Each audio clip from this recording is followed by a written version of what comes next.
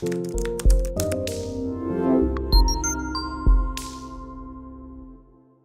on the outskirts who've been here more than once. Most of us are investors as part of the group already. You'll see we work pretty well together, and we'll talk a little bit about that tonight. Because your network is really your net worth. Because when I look back, I used to think you need a lot of money to get into real estate investing. This education has taught me 12 different ways to acquire and control property with none of my own money and none of my own credit. Mr. Wright sitting behind you there, he just acquired a property and he's going to do a fix and flip. 0 of his own money and 0 of his own credit. He's been with the group 2 months. That's the power of having a good network. Real quick though, what I'd like to do is go around who you are, where you're from, why do you want to get into real estate investing? I'm lucky, huh? My name is LaShonda.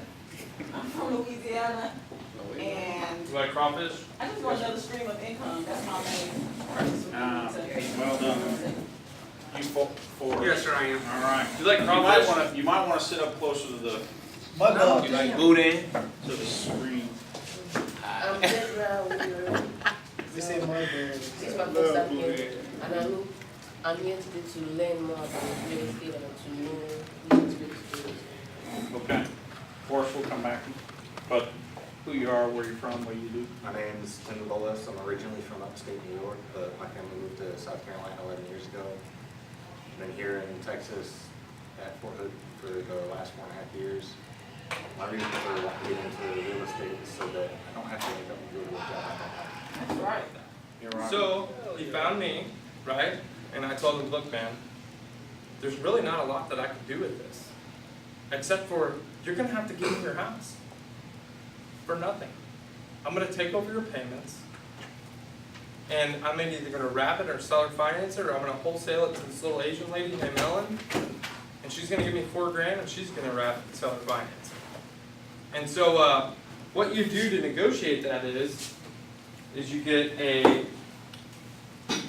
authorization to release loan information. You better remember that. Authorization to release loan information. And I'm getting their loan paid off. I'm getting to know what's going on with the situation. But I have the power to negotiate with their bank at the same time. But I closed on this property. I took deed to this property. This guy gave me his property. Because I filled out the purchase and sale agreement that said 0 purchase price, 0 purchase price. Actually, NA, C, sub 2 addendum. And I had a subject to financing addendum attached to that purchase and sale agreement. And that basically means that I took deed to the property, I call the bank every single month, and I make my payments on behalf of the seller. In most mortgages, there's a due on sale clause. It says that you can't assume the loan. Did I assume the loan? Is this a loan assumption? Nope. No, it's not.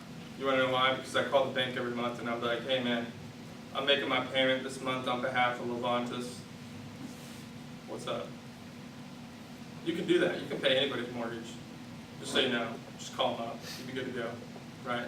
And the first question that they asked me the first time I made this payment, they're like, hey, so what business are you in? I'm like, well, my business is Centex REIG Inc., which stands for Central Texas Real Estate Investors Group. I'm a real estate investor. And so, that being said, why would they be motivated to not call the note due? Because there is a due on sale clause. So there's money coming. I'm paying. The banks aren't in the business of real estate, are they? No paperwork, no Hell no. contracts. And just be transparent with them. I'm making payments. What's up? Right? Because whenever somebody, let's say you have a $100,000 mortgage, and then let's say it becomes non-performing. That means you start missing some payments. that means that that $100,000 that that bank lent out, if it becomes non-performing, that bank can't lend out 7 times that amount of money. The bank's pretty motivated at that point, ain't they? So, I took deed and ownership of this property, which cost me $11, and I make payments on it every single month. And if there's enough equity in there for cash flow, you just have a rental for free. Or if you want to move into it. Anybody want a free house? Anybody here not have a house but they want a house? You can do that and help somebody in the process. Say if you don't need a house, what could you do? You could wholesale this to Ellen, because you know what she would do? She would do what I would do. I would wrap it and seller finance it. That means that I would actually, instead of wholesaling that deal and getting my $4,000 check and letting Ellen deal with it, that means that I would close on it in my business entity's name, and then I would market it as seller financing. That means that I would request, in this specific situation, an $18,000 down payment, and I would create a new note, a new mortgage. Just go down to Allen, Chester, and Austin. He'll help you out. He's a real estate attorney. And he'll figure out all those numbers for you. And I turn that loan from a 3% to a 7%. It's a more expensive mortgage. But the individual that's buying this house seller financing, they're motivated. They have, a bad credit, something happened in the past, maybe they had to claim bankruptcy. You wouldn't believe how many folks are here in Texas that have, 500 credit scores but have $40,000 sitting in their bank account. That happens all the time. And, I feel weird saying this sometimes, but we do live right next to the border of Mexico, right? Those traditional Mexicans do not really like to use banks. They don't really like the idea of credit. They're very old school, right? And there's nothing wrong with that. They bury their silver in a stash, in the ground, in a safe, right? They've got an old school mentality. But they have that $40,000, $50,000 sitting in their bank account with a 500 credit score. Would that be a great prospect to pick this property up? And so they give me the $18,000 down payment. I pocket that, and I set aside $4,000 of that, just in case I need to take on some repairs or I need to evict them or something. We'll talk about that in a second. But they're paying this new expensive mortgage that I created that services the original mortgage, and it goes around. So what's left over, who gets that? You. I get that. Now what happens if the toilet breaks? Can they call me? Nope. No. Do you call your bank when the toilet breaks? No. Alright, so what happens if they stop making their payments? Foreclose. How much does that cost? Wow. It's about $1,200 for that type of situation. It's a lot less than that.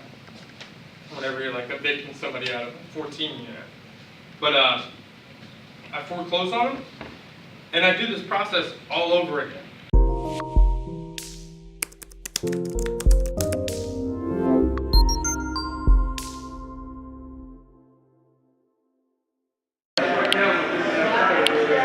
All right, ladies and gentlemen, right here we have Jack of all trades here in our Central Texas real estate investing group. And Jack, I just want to ask you some questions about, about yourself, why you wanted to get into real estate investing, and, some things that you're looking forward to get into here in the Central Texas market. I've always considered real estate to be above and beyond anything else.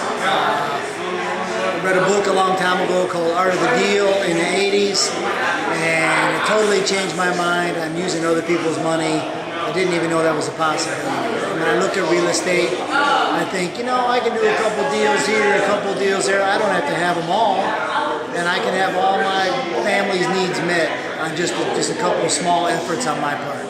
Yeah, awesome. So now that you've been exposed to our group here in the Central Texas market, how do you think that you can move forward and can accomplish those goals? I think the best thing about this group is that it's primarily a veterans group.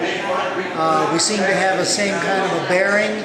We understand terminology that other people don't use, so we can hold each other accountable and support each other at the same time. This group is really awesome for a networking group. Yes, awesome, awesome. And the last thing I want to know is, moving forward, how do you think that someone that's probably looking at this right now and you know they're skeptical, they're thinking that it can't work, what would you be your advice to the Central Texas community, the Fort Hood community, to tell them just come out and just see what we're about? Give them a little advice that you think that will help them to understand better what we do out here. Everybody been the new guy at some point. You've been the new kid in class, you've been the new person in your unit when you check in, you've been the new hire on a job, and it's really uncomfortable the first couple times. You're not going to feel that here. You're not going to feel that. If you just take a chance and open yourself up a little bit, you're going to find out nobody wants to take your stuff, nobody wants to rip you off, they don't want to take your leads. Everybody's working together, and this Killeen marketplace is live, 24/7. Yeah, people are moving yeah. in, people are moving out, making good decisions, making bad decisions, and we just want to help people. And this is really a good group for doing that. Hey, I appreciate it, Jack, man. I really appreciate everything that you're doing for us, man. Glad to have you on the team, and we look forward to helping you. We're going to move forward in 2019. We're going to bless a lot of people in 2019. Yes, we are. We really appreciate it, man, and I look forward to working with you, brother. Thank you. All right.